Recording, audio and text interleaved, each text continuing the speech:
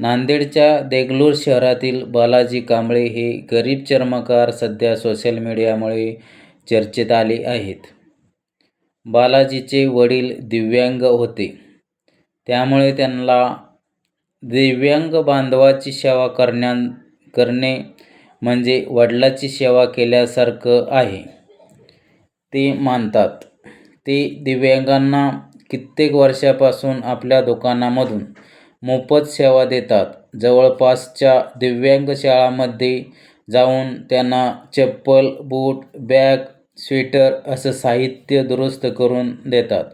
आपण दिव्यांगांसाठी काही करू शकत नाही, पण थोडीफार सेवा करणे ही संधी या निमित्ताने मिळते अशी त्यांची भावना आहे.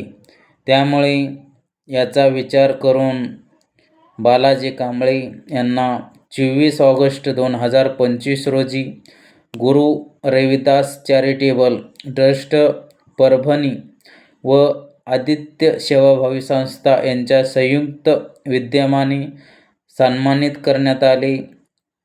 सन्मानपत्र व सन्मानचिन्ह देऊन बालाजी कांबळे यांना या दिवशी सन्मानित करण्यात आले. या निमित्ताने मानदेश श्रीनाथ न्यूजच्या माध्यमातून